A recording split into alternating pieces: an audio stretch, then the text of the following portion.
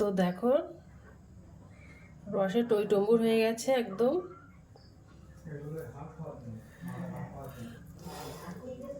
দেখেছো কত সুন্দর হয়েছে। হ্যালো বন্ধুরা, তো আমি আজকে আবার অন্যদিনের মতো নতুন একটা রেসিপি নিয়ে এসেছি। আজকে রেসিপি হচ্ছে রসে ভরা পুলি পিঠা। তো চলো আমি এই রেসিপিটা কিভাবে বানাই তোমরা শেষ পর্যন্ত ভিডিওটা স্কিপ না করে পাশে থেকে দেখার জন্য অনুরোধ রইল। তো চলো শুরু করি। প্রথমে দেখো উনানে আমি একটা ফ্রাইং প্যান দিয়ে দিয়েছি। আর এই পিঠাটা বানাতে দেখো আমি এক বাটি সুজি নিয়ে নিয়েছি। তো এই সুজিটা আমি ভাজা করে নেব। এর মধ্যে তেল ঘি কোনো কিছুই দেব না। সুজিটা কাঁচা থাকলে একটা কাঁচা গন্ধ ভাব থাকে, সেই কাঁচা গন্ধ ভাবটা দূর করে নেব। উনানের আঁচটা লো করে দিয়ে ভাজা করে নেব।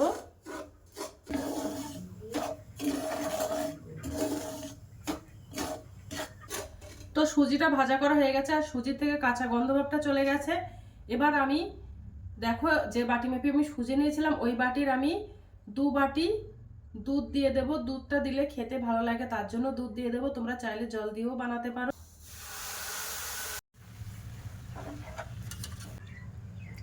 দেখো এই বাটির আমি 2 বাটি দুধ দিয়ে দিলাম।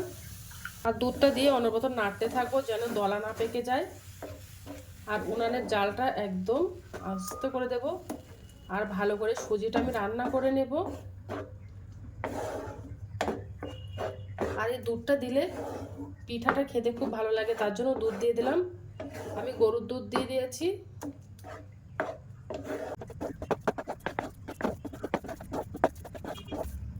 যেমন রুটি বানায়, রুটির ডো বানায়, তেমনভাবে আমি ডোটা বানিয়ে নেব। একেবারে নাও শক্ত নাও নরম করে।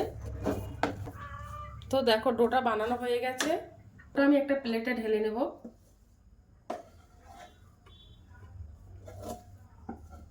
তারপর ঠান্ডা করে আমি একটা মসৃণভাবে ডো বানিয়ে নেব। দেখো এটা ঠান্ডা হয়ে গেছে। এবার আমি একটা মসৃণভাবে একটা ডো বানিয়ে নেব। একটু ঘি দিয়ে দেবো উপর থেকে, একটু ঘি দিয়ে মেখে নেব। দেখো কত সুন্দর একটা মসৃণভাবে ডো বানিয়ে নিয়েছি।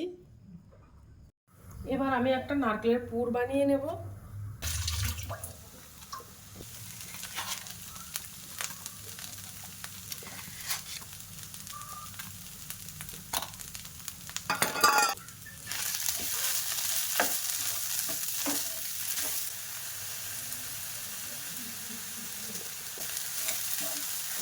তো দেখো নারকেলের পুরটা বানানো হয়ে গেছে।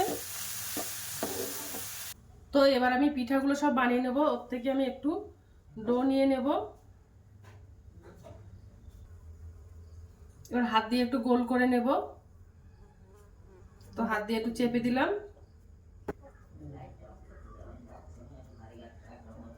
তো দেখো একটা বাটি মতো বানিয়ে নিয়েছি। আর যে নারকেলের পুরটা বানিয়েছিলাম ওই পুরটাও আমি একটু দিয়ে দেবো। দেখো দিয়ে দিয়েছি। দিয়ে এবার এইভাবে মুড়ে দেব। কত সুন্দর আমি একটা মসৃণ ভাবে পিঠা বানিয়ে নিয়েছি। এটা বানানোর সময় হাত দিয়ে ভালোভাবে মসৃণ ভাবে ডোটা বানিয়ে নেবে, তা না হলে ফেটে যাওয়ার ভয় থাকে পিঠাগুলো। তো এবার হাত দিয়ে দেখো গোলাকার করে নেব, নিয়ে একটু চেপে দেব। তো দেখো কত সুন্দরভাবে বানিয়ে নিয়েছি এটা। আর বাদ বাকি পিঠাগুলো আমি এভাবে বানিয়ে নেব। দেখো পিঠাগুলো সব বানানো হয়ে গেছে। এবার আমি পিঠাগুলো সব ভাজা করে নেব। দেখো কত সুন্দর হয়ে গেছে। তেলটা গরম হয়ে গেছে। এবার আমি পিঠাগুলো সব দিয়ে দেব, ভাজা করে নেব।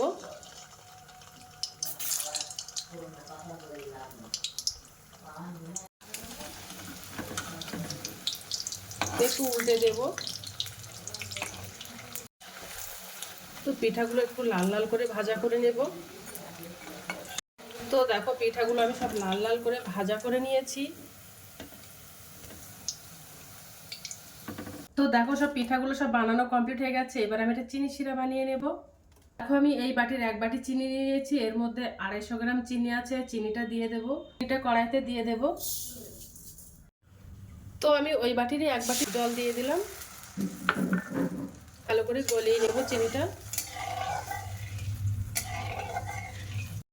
একটু ঘন করে চিনি শিরাটা বানিয়ে নেব। চিনি শিরাটা এবার একটু ঠান্ডা করে নিয়েছি। ঠান্ডা করে যে পিঠাগুলো আমি বানিয়েছিলাম ওই পিঠাগুলো সব চিনি শিরার মতো দিয়ে দেব, দিয়ে আমি 10 মিনিটের মতো একটু রেখে দেব। তারপরে আমি একটা প্লেটে তুলে নেব। তো দেখো 10 মিনিটের জন্য আমি ভিজিয়ে রেখেছিলাম, এবার একটা প্লেটে তুলে নেব।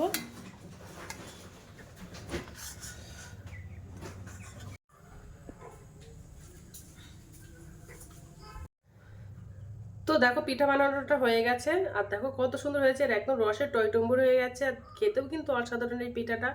আর শীতকালের সিজন, শীতের কিন্তু এই পিঠাগুলো খেতেও কিন্তু খুব ভালো লাগে। তো অল্প সময়ে কম খরচে এই পিঠাটা বানানো যায়। তো এবার আমি একটু খেয়ে দেখবো যে কেমন হয়েছে।